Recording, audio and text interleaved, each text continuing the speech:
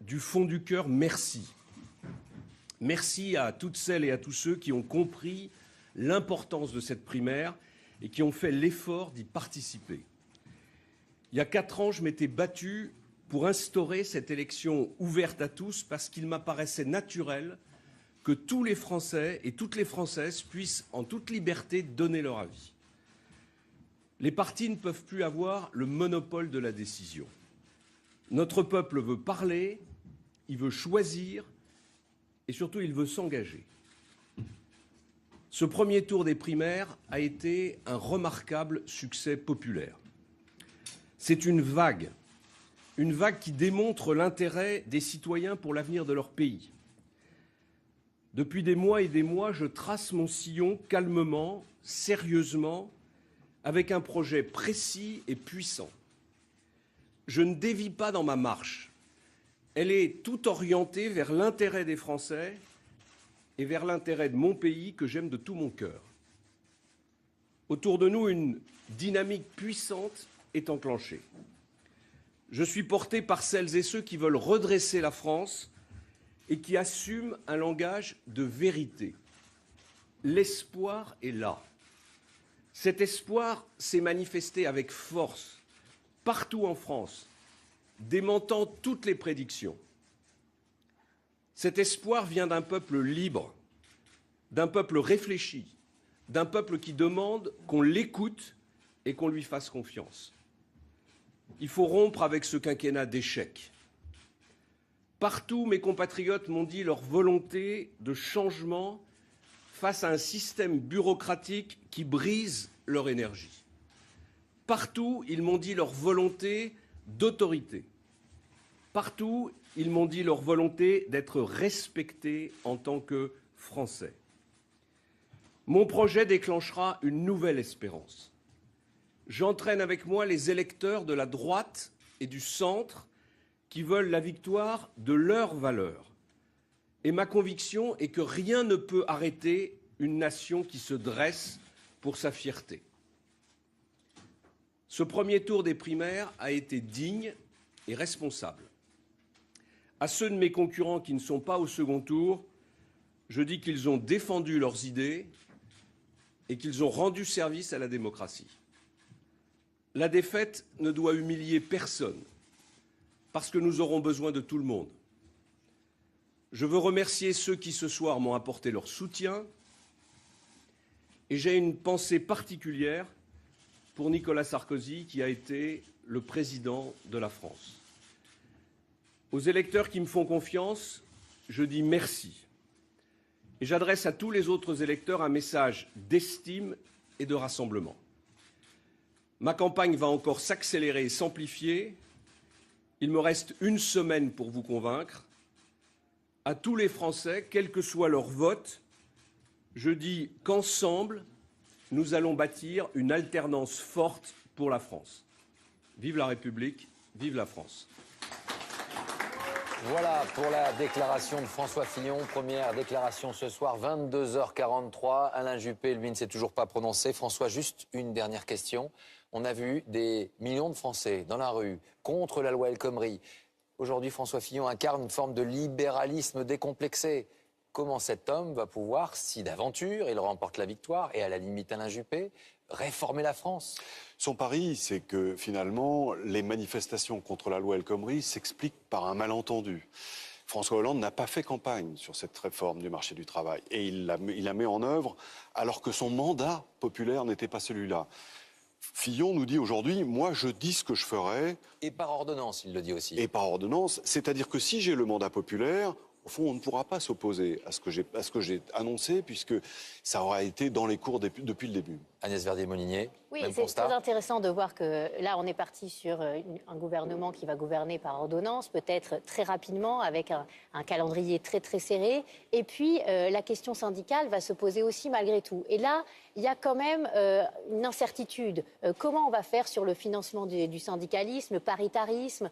Tout ça, ça devra être dévoilé dans un second temps. Parce que pour l'instant, dans le programme de François Fillon, il n'y a pas véritablement cette réforme du syndicalisme à la française. Et on voit très bien que que c'est le blocage le plus important des réformes. On l'a vu sur la loi El Khomri, qui n'était pas annoncée par François Hollande, mais maintenant qu'il va y avoir des réformes vraisemblablement plus ambitieuses, la question qui se pose, c'est comment on fait pour que les syndicats ne soient pas en permanence là pour empêcher la réforme. Et ça va être un défi du prochain quinquennat, parce que cette question, elle est centrale. Les experts de l'économie, ils étaient avec nous. Merci à tous les deux. Merci. On va retrouver place au débat. On va retrouver Nathalie Saint-Cric. Nathalie, vous, Monsieur Philippot du Front National. Vice-président du Front National. Absolument. Je voulais Bonsoir. poser une première question. Bonsoir. Et Alain Juppé qui est en train d'arriver. Je vous coupe, excusez-moi, juste Nathalie, on me prévient dans l'oreillette, c'est ce petit appareil que j'ai là, que Alain Juppé va bientôt parler. J'étais obligé de vous couper, je suis désolé. 22h45, Alain Juppé qui est donc pour le moment en deuxième position, Mes chers amis, mais qualifié pour le second tour. je voudrais commencer par remercier du fond du cœur les Françaises et les Français qui m'ont fait confiance à l'occasion de ce premier tour de la primaire de la droite et du centre. Je me réjouis du succès qu'a remporté cette primaire. C'était un exercice inédit pour nous. La très forte mobilisation est le signe d'une bonne santé de notre démocratie.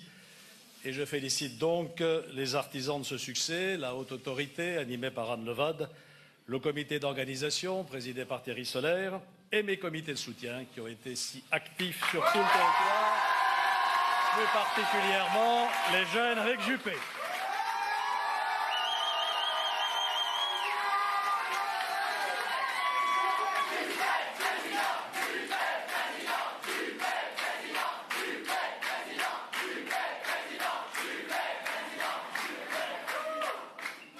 J'ai décidé de continuer le combat.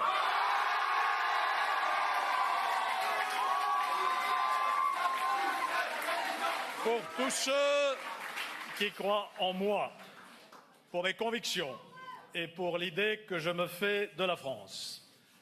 Je crois que plus que jamais que le peuple de France a besoin de se rassembler.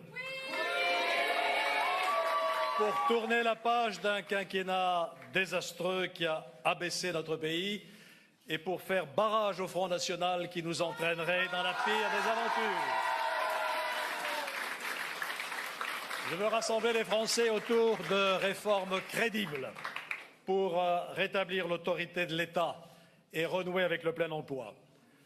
Je veux faire des réformes équitables dont tous les Français tireront bénéfice pour l'éducation de leurs enfants et pour la protection de leur santé. Je veux des réformes modernes qui préparent l'avenir plutôt que de cultiver la nostalgie du passé. Des réformes qui nous fassent avancer sur le chemin d'une stricte égalité entre les femmes et les hommes. Sur le chemin d'une nouvelle croissance qui protégera notre terre. Sur le chemin d'une transformation numérique maîtrisée. Et je suis heureux de pouvoir mener tous ces combats avec Nathalie Kosciusko-Morizet, que je remercie de son soutien et de son courage.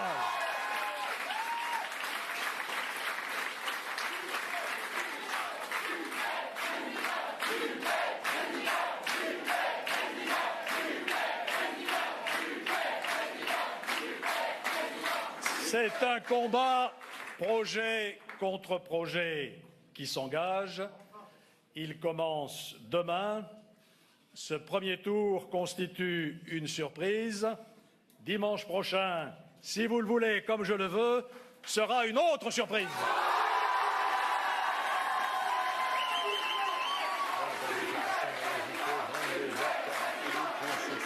On regarde Thierry reprend la parole et Nathalie Saint-Cric va nous analyser tout cela.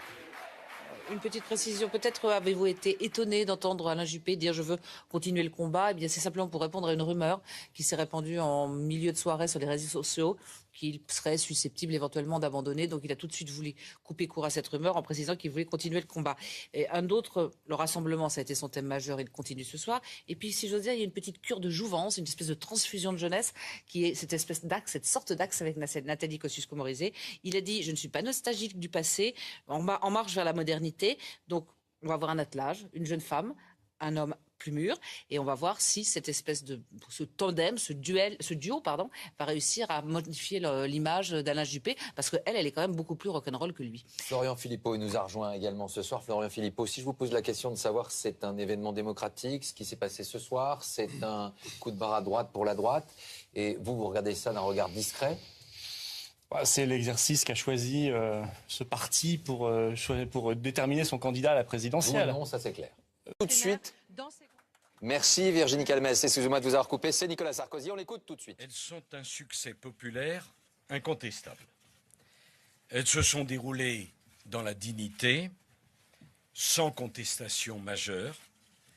La page des guerres fratricides de notre famille politique est donc tournée, je l'espère définitivement. L'action de rassemblement, engagée il y a 2 ans, a donc porté ses fruits. Je tiens à remercier toute mon équipe, qui a été formidable, et je veux leur témoigner ma gratitude et ma fidélité. Au premier rang de celle-ci, à François Baroin, à Gérald Darmanin, au président de mon comité de soutien, Christian Jacob, et un certain nombre d'amis qui se sont engagés dans cette campagne puissamment, comme le président de la région Provence-Alpes-Côte d'Azur, Christian Estrosi. Je tiens également à dire mon attachement à ma formation politique, les Républicains, à ses élus, à ses militants, dont la fidélité ne m'a jamais manqué, ainsi qu'à son président Laurent Wauquiez, qui a su garantir l'unité de notre mouvement dans une période particulièrement sensible. Je remercie également chaleureusement les électeurs qui m'ont apporté leur suffrage. Leur confiance m'a profondément touché dans un contexte dont j'ai mesuré, croyez-moi, à chaque instant, l'immense difficulté. Comme je l'ai toujours fait tout au long de ma vie politique, j'ai défendu mes valeurs, j'ai défendu mes convictions avec ardeur, avec passion et avec le souci exclusif de la France. Je ne suis pas parvenu à convaincre une majorité d'électeurs. Je respecte et je comprends la volonté de ces derniers de choisir pour l'avenir d'autres responsables politiques que moi. Je veux enfin féliciter François Fillon et Alain Juppé, qui sont qualifiés pour le second tour. Ce sont 2 personnalités de grande qualité qui font honneur à la droite française. J'ai travaillé en confiance avec chacun d'eux. J'ai beaucoup d'estime pour Alain Juppé. Mais les choix politiques de François Fillon me sont plus proches. Les électeurs qui m'ont fait confiance sont naturellement libres de leurs décisions. Je leur demanderai cependant de ne jamais emprunter la voie des extrêmes. La France mérite tellement mieux que le choix du pire. L'idée que je me fais de mon devoir est de dire avec franchise, avec clarté, avec loyauté, que quels que soient mes désaccords passés avec lui, François Fillon me paraît avoir le mieux compris les défis qui se présentent à la France. Je voterai donc pour lui au second tour de la primaire. Quel que soit le verdict du second tour, celui qui sera choisi pourra compter sur mon soutien personnel. L'enjeu pour la France de l'élection présidentielle de mai 2017 est en effet considérable. Mon unique objectif sera que le candidat que vous aurez choisi, mes chers compatriotes, gagne cette élection présidentielle. Je vous prie de le croire. Je vous le dis du fond de mon cœur. Seul l'intérêt de la France compte à mes yeux. Je vous remercie et je remercie aussi les journalistes qui m'ont suivi tout au long de cette campagne, toujours avec passion. Et je mesure combien je leur ai demandé d'efforts par rapport à leur vie personnelle et à leur famille. Qu'ils soient assurés de ma reconnaissance. Et je dis à tous les militants qui sont ici mon amitié, je dis à tous les élus que je suis triste pour la France et pour eux de ne pas avoir été capable de leur apporter le succès qu'ils méritaient, mais que je les remercie de leur soutien de la façon avec laquelle ils ont partagé cette aventure magnifique, j'ai découvert des tempéraments et des personnalités. J'ai appris à discerner chez eux le courage qui a manqué à tant d'autres. J'étais fier d'être votre leader le temps de cette campagne.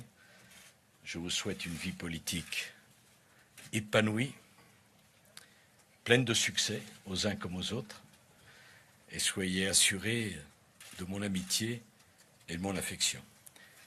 Et je veux dire à mon épouse Carla et à mes enfants que j'ai bien le sentiment de leur avoir imposé beaucoup d'épreuves, parce que c'est pas facile de vivre aux côtés d'un homme qui suscite parfois tant de passion. Il est donc temps maintenant pour moi d'aborder une vie avec plus de passion privée et moins de passion publique. Bonne chance à la France. Bonne chance à vous, mes chers compatriotes. Soyez certains que Français je suis, Français je reste, et que tout ce qui de près ou de loin touche à la France me touchera toujours personnellement. Je suis comme ça. On ne change pas. Je n'ai aucune amertume, je n'ai aucune tristesse, et je souhaite le meilleur pour mon pays, pour vous, mes chers compatriotes, et pour celui qui aura à conduire ce pays que j'aime tant. La droite a donné une bonne image. J'ai été heureux de participer à ce combat. Au revoir à tous. 22h12, une page de la vie politique française est en train de se tourner. Nicolas Sarkozy reconnaît sa défaite. Il est troisième ce soir. C'est ce qu'on va voir avec vous, Myriam Bounafa. Et la deuxième information extrêmement importante qu'on va faire commenter à Jérôme Chartier dans un instant, c'est le choix émis par Nicolas Sarkozy à l'instant. Il ne choisit pas Alain Juppé, il renvoie plutôt ses électeurs vers qui? Eh bien, vers François Fillon. Exactement, alors on va faire les comptes, mais d'abord on va regarder ses résultats provisoires. 43,9% pour François Fillon, qui donc augmente toujours son résultat. Alain Juppé se stabilise à 27,9%. Et alors que Nicolas Sarkozy vient de s'exprimer, eh bien, ses résultats continuent de chuter. C'est ce qui s'est passé depuis le début de la soirée pour s'affirmer à 21,4% des suffrages. Vous le disiez tout à l'heure, Bruno Le Maire avait déjà appelé à voter François Fillon. Nicolas Sarkozy vient également de le faire. Si on reporte ces voix telles qu'ils le sont aujourd'hui, on est à peu près à 68% des voix pour François Fillon. Juste une chose avant de terminer, rappelons-le, il y a écrit résultat provisoire, car pour l'heure, 77,7% des bureaux ont été dépouillés. Juste une question rapide à Brice Teinturier. Brice, je voudrais juste vous interroger. Est-ce que le calcul arithmétique du cumul des reports potentiels conduit aujourd'hui une victoire inéluctable de François Fillon, avec effectivement cet appel à voter pour lui de Nicolas Sarkozy? C'est une surprise politique. On va la faire commenter dans un instant. Mais sur le plan électoral, qu'est-ce que ça pourrait apporter? Alors sur le plan électoral, c'est ce que je regardais, les matrices de transfert sont très nettement orientées en faveur de François Fillon, puisque l'électorat de Nicolas Sarkozy, avant même que Nicolas Sarkozy nous donne son choix, votait déjà, avait l'intention de voter de manière beaucoup plus importante pour François Fillon que pour Alain Juppé. Donc ce surcroît devrait être amplifié. Et le fait que François Fillon parte d'un niveau aussi élevé contribue aussi à la solidité de sa dynamique. On ne voit pas quand même comment, en quelques jours, il pourrait y avoir une inversion à ce point, mais restons prudents, parce que, encore une fois, la volatilité à l'intérieur d'une même famille politique, c'est ce que nous avons vécu. Les dynamiques, on les mesure, mais le point d'atterrissage final, il reste toujours difficile à obtenir. On vous retrouve tous les deux dans quelques instants. On retrouvera également la page économique avec Agnès Verdier-Molinier et François Langlais. Mais on va parler politique avec vous, Nathalie Saint-Cric, parce que ce message de Nicolas Sarkozy, il était double. D'abord historique, parce qu'il vient de quitter clairement aujourd'hui la vie politique avec des ambitions beaucoup plus privées. Dignité. D'ailleurs, on se disait que les discours de départ de Nicolas Sarkozy, la dernière fois, sont toujours des discours avec très chic et avec beaucoup de dignité. On l'a vu qu'il avait du mal à quitter. Il avait fini son discours et il y a eu 2-3 minutes où il se disait « Je suis en train de partir ». Ça prend du temps, j'ai 2-3 choses à dire, et il les a dit de manière très personnelle, c'est ce que vous trouvez? Ah oui, je trouve que le discours était... D'abord, tout le monde a été étonné, parce à nos téléspectateurs qui imaginent que tout est toujours dealé en coulisses, moi j'étais en face de Jérôme Chartier quand il a entendu Nicolas Sarkozy, il a fait « Waouh !» Vous confirmez? J'ai pas fait « Waouh !» Vous avez fait quoi alors? J'étais bouche bée. Voilà, bon, ça m'inspire, non mais... En gros, vous ne vous y attendiez pas. Mais pour être précis, ça m'inspire deux choses. D'abord... c'est honneur et respect. Quelqu'un qui a pu avoir des tensions par le passé avec François Fillon, mais qui place son pays, ses convictions et celles de celles et ceux qui l'ont soutenu au-dessous de tout, honneur et respect. Ensuite, moi, j'ai fait toutes les campagnes de Nicolas Sarkozy. Parce que c'est quelqu'un qui correspondait à mon engagement politique, c'est vrai. Là, et d'ailleurs je m'en suis toujours expliqué directement avec lui, j'ai fait le choix de François Fillon depuis très longtemps pour des questions personnelles, et en même temps parce que François Fillon correspond exactement aux convictions qui sont les miennes. Et du fond du cœur, merci. Merci à toutes celles et à tous ceux qui ont compris l'importance de cette primaire et qui ont fait l'effort d'y participer. Il y a 4 ans, je m'étais battu pour instaurer cette élection ouverte à tous parce qu'il m'apparaissait naturel que tous les Français et toutes les Françaises puissent en toute liberté donner leur avis. Les partis ne peuvent plus avoir le monopole de la décision. Notre peuple veut parler, il veut choisir et surtout il veut s'engager. Ce premier tour des primaires a été un remarquable succès populaire. C'est une vague qui démontre l'intérêt des citoyens pour l'avenir de leur pays. Depuis des mois et des mois, je trace mon sillon calmement, sérieusement, avec un projet précis et puissant. Je ne dévie pas dans ma marche. Elle est toute orientée vers l'intérêt des Français et vers l'intérêt de mon pays que j'aime de tout mon cœur. Autour de nous, une dynamique puissante est enclenchée. Je suis porté par celles et ceux qui veulent redresser la France et qui assument un langage de vérité. L'espoir est là. Cet espoir s'est manifesté avec force partout en France, démentant toutes les prédictions. Cet espoir vient d'un peuple libre, d'un peuple réfléchi, d'un peuple qui demande qu'on l'écoute et qu'on lui fasse confiance. Il faut rompre avec ce quinquennat d'échecs. Partout, mes compatriotes m'ont dit leur volonté de changement face à un système bureaucratique qui brise leur énergie. Partout, ils m'ont dit leur volonté d'autorité. Partout, ils m'ont dit leur volonté d'être respectés en tant que Français. Mon projet déclenchera une nouvelle espérance. J'entraîne avec moi les électeurs de la droite et du centre qui veulent la victoire de leurs valeurs. Et ma conviction est que rien ne peut arrêter une nation qui se dresse pour sa fierté. Ce premier tour des primaires a été digne et responsable. À ceux de mes concurrents qui ne sont pas au second tour, je dis qu'ils ont défendu leurs idées et qu'ils ont rendu service à la démocratie. La défaite ne doit humilier personne, parce que nous aurons besoin de tout le monde. Je veux remercier ceux qui ce soir m'ont apporté leur soutien, et j'ai une pensée particulière pour Nicolas Sarkozy, qui a été le président de la France. Aux électeurs qui me font confiance, je dis merci. Et j'adresse à tous les autres électeurs un message d'estime et de rassemblement. Ma campagne va encore s'accélérer et s'amplifier. Il me reste une semaine pour vous convaincre. À tous les Français, quel que soit leur vote, je dis qu'ensemble, nous allons bâtir une alternance forte pour la France. Vive la République, vive la France. Voilà pour la déclaration de François Fillon. Première déclaration ce soir, 22h43. Alain Juppé, lui, ne s'est toujours pas prononcé. François, juste une dernière question. On a vu des millions de Français dans la rue contre la loi El Khomri. Aujourd'hui, François Fillon incarne une forme de libéralisme décomplexé. Comment cet homme va pouvoir, si d'aventure il remporte la victoire, et à la limite Alain Juppé, réformer la France? Son pari, c'est que finalement, les manifestations contre la loi El Khomri s'expliquent par un malentendu.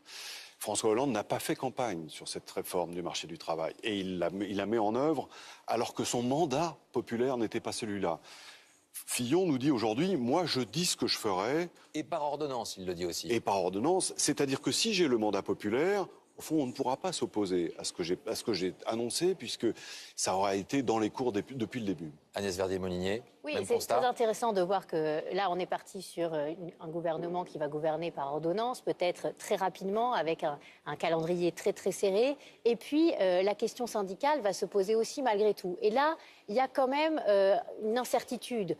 Comment on va faire sur le financement du syndicalisme, le paritarisme, tout ça, ça devra être dévoilé dans un second temps. Parce que pour l'instant, dans le programme de François Fillon, il n'y a pas véritablement cette réforme du syndicalisme à la française. Et on voit très bien que c'est le blocage le plus important des réformes. On l'a vu sur la loi El Khomri, qui n'était pas annoncée par François Hollande. Mais maintenant qu'il va y avoir des réformes vraisemblablement plus ambitieuses, la question qui se pose, c'est comment on fait pour que les syndicats ne soient pas en permanence là pour empêcher la réforme. Et ça va être un défi du prochain quinquennat, parce que cette question, elle est centrale. Les experts de l'économie, ils étaient avec nous. Merci à tous les deux. Merci. On va retrouver place au débat. On va retrouver Nathalie Saint-Cric. Nathalie, vous, Monsieur Philippot du Front National. Vice-président du Front National. Absolument. Je voulais vous poser Bonsoir. la première question. Bonsoir. Et Alain Juppé qui est en train d'arriver. Je vous coupe, excusez-moi, juste Nathalie, on me prévient dans l'oreillette, c'est ce petit appareil que j'ai là, que Alain Juppé va bientôt parler. J'étais obligé de vous couper, je suis désolé. 22h45, Alain Juppé qui est donc pour le moment en deuxième position, Mes chers amis, mais qualifié pour le second tour. je voudrais commencer par remercier du fond du cœur les Françaises et les Français qui m'ont fait confiance à l'occasion de ce premier tour de la primaire de la droite et du centre. Je me réjouis du succès qu'a remporté cette primaire. C'était un exercice inédit pour nous, la très forte Aussi malgré tout. Et là, il y a quand même une incertitude. Comment on va faire sur le financement du syndicalisme, le paritarisme, tout ça, ça devra être dévoilé dans un second temps. Parce que pour l'instant, dans le programme de François Fillon, il n'y a pas véritablement cette réforme du syndicalisme à la française. Et on voit très bien que c'est le blocage le plus important des réformes. On l'a vu sur la loi El Khomri, qui n'était pas annoncée par François Hollande. Mais maintenant qu'il va y avoir des réformes vraisemblablement plus ambitieuses, la question qui se pose, c'est comment on fait pour que les syndicats ne soient pas en permanence là pour empêcher la réforme. Et ça va être un défi du prochain quinquennat, parce que cette question, elle est centrale. Les experts de l'économie, ils étaient avec nous. Merci à tous les deux. Merci. On va retrouver place au débat. On va retrouver Nathalie Saint-Cric. Nathalie, vous, Monsieur Philippot du Front National. Vice-président du Front National. Absolument. Je voulais vous poser Bonsoir. la première question. Bonsoir. Et Alain Juppé qui est en train d'arriver. Je vous coupe, excusez-moi, juste Nathalie, on me prévient dans l'oreillette, c'est ce petit appareil que j'ai là, que Alain Juppé va bientôt parler. J'étais obligé de vous couper, je suis désolé. 22h45, Alain Juppé qui est donc pour le moment en deuxième position, Mes chers amis, mais qualifié pour le second tour. je voudrais commencer par remercier du fond du cœur les Françaises et les Français qui m'ont fait confiance à l'occasion de ce premier tour de la primaire de la droite et du centre. Je me réjouis du succès qu'a remporté cette primaire. C'était un exercice inédit pour nous. La très forte mobilisation est le signe d'une bonne santé de notre démocratie.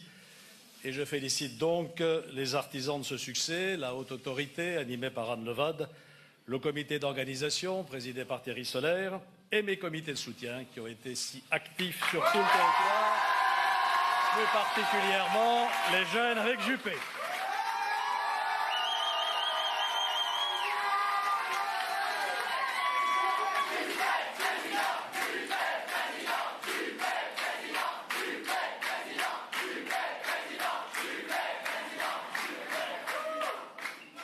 J'ai décidé de continuer le combat.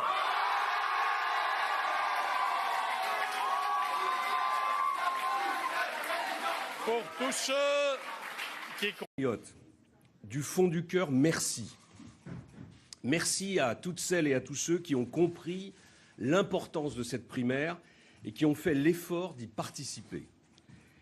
Il y a 4 ans, je m'étais battu pour instaurer cette élection ouverte à tous parce qu'il m'apparaissait naturel que tous les Français et toutes les Françaises puissent en toute liberté donner leur avis. Les partis ne peuvent plus avoir le monopole de la décision. Notre peuple veut parler, il veut choisir et surtout il veut s'engager. Ce premier tour des primaires a été un remarquable succès populaire. C'est une vague qui démontre l'intérêt des citoyens pour l'avenir de leur pays. Depuis des mois et des mois, je trace mon sillon calmement, sérieusement, avec un projet précis et puissant. Je ne dévie pas dans ma marche. Elle est tout orientée vers l'intérêt des Français et vers l'intérêt de mon pays que j'aime de tout mon cœur. Autour de nous, une dynamique puissante est enclenchée. Je suis porté par celles et ceux qui veulent redresser la France et qui assument un langage de vérité. L'espoir est là. Cet espoir s'est manifesté avec force partout en France, démentant toutes les prédictions. Cet espoir vient d'un peuple libre, d'un peuple réfléchi, d'un peuple qui demande qu'on l'écoute et qu'on lui fasse confiance. Il faut rompre avec ce quinquennat d'échecs. Partout, mes compatriotes m'ont dit leur volonté de changement face à un système bureaucratique qui brise leur énergie. Partout, ils m'ont dit leur volonté d'autorité. Partout, ils m'ont dit leur volonté d'être respectés en tant que Français. Mon projet déclenchera une nouvelle espérance. J'entraîne avec moi les électeurs de la droite et du centre qui veulent la victoire de leurs valeurs. Éventuellement d'abandonner, donc il a tout de suite voulu couper court à cette rumeur en précisant qu'il voulait continuer le combat.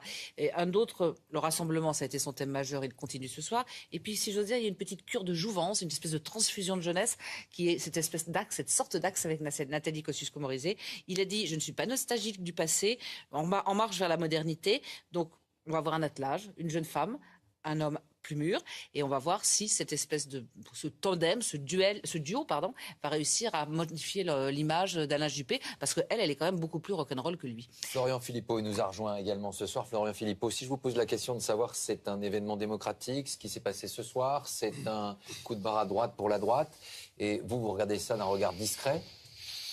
C'est l'exercice qu'a choisi ce parti pour déterminer son candidat à la présidentielle. Oui, non, ça c'est clair. Tout de suite.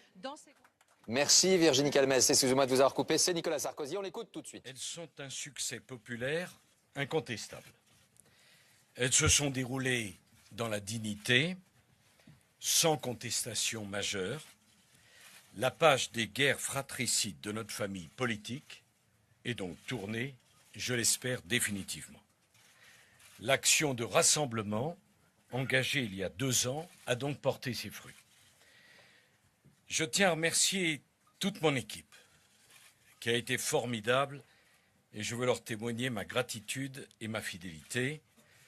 Au premier rang de celle-ci, à François Baroin, à Gérald Darmanin, au président de mon comité de soutien, Christian Jacob, et un certain nombre d'amis qui se sont engagés dans cette campagne puissamment, comme le président de la région Provence-Alpes-Côte d'Azur, Christian Estrosi.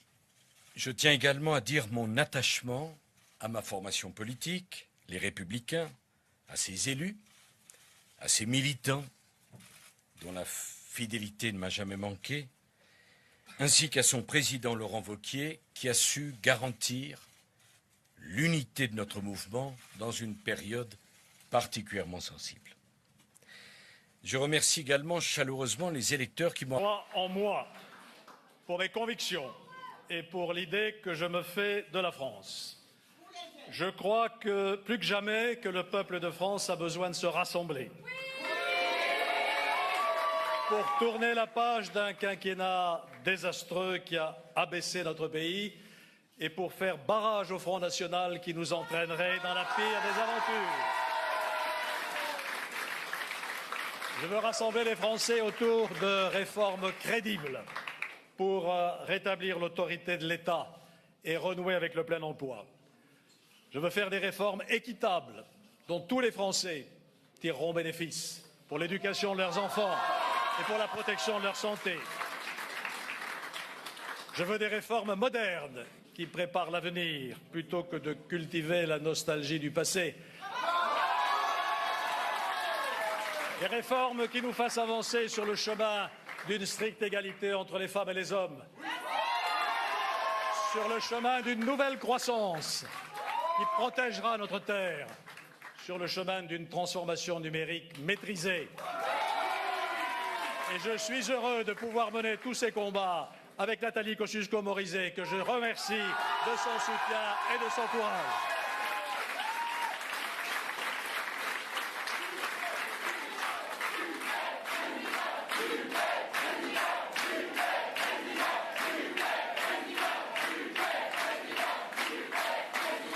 C'est un combat projet contre projet qui s'engage. Il commence demain. Ce premier tour constitue une surprise. Dimanche prochain, si vous le voulez comme je le veux, sera une autre surprise.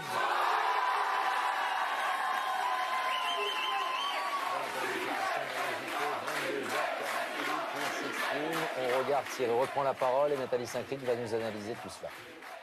Une petite précision, peut-être avez-vous été étonné d'entendre Alain Juppé dire je veux continuer le combat. Eh bien, c'est simplement pour répondre à une rumeur qui s'est répandue en milieu de soirée sur les réseaux sociaux qu'il serait susceptible. Et ma conviction est que rien ne peut arrêter une nation qui se dresse pour sa fierté.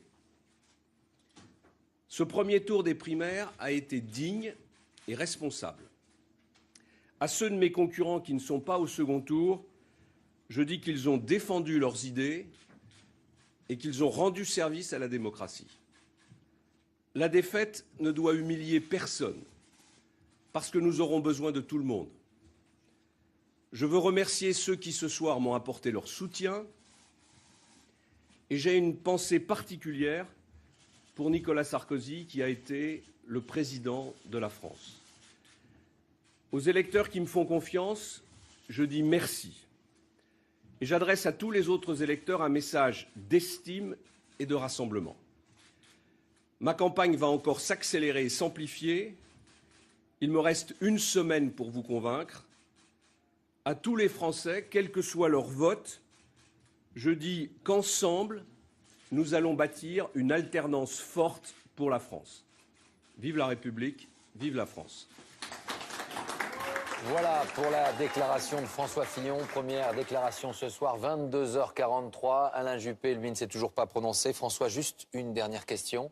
On a vu des millions de Français dans la rue contre la loi El Khomri. Aujourd'hui, François Fillon incarne une forme de libéralisme décomplexé. Comment cet homme va pouvoir, si d'aventure il remporte la victoire, et à la limite Alain Juppé, réformer la France? Son pari, c'est que finalement, les manifestations contre la loi El Khomri s'expliquent par un malentendu. François Hollande n'a pas fait campagne sur cette réforme du marché du travail. Et il la met en œuvre alors que son mandat populaire n'était pas celui-là. Fillon nous dit aujourd'hui, moi je dis ce que je ferai. Et par ordonnance, il le dit aussi. Et par ordonnance, c'est-à-dire que si j'ai le mandat populaire, au fond, on ne pourra pas s'opposer à ce que j'ai annoncé, puisque ça aura été dans les cours depuis le début. Agnès Verdier-Molinier, oui, même c'est constat. très intéressant de voir que là, on est parti sur un gouvernement qui va gouverner par ordonnance, peut-être très rapidement, avec un calendrier très très serré. Et puis, la question syndicale va se poser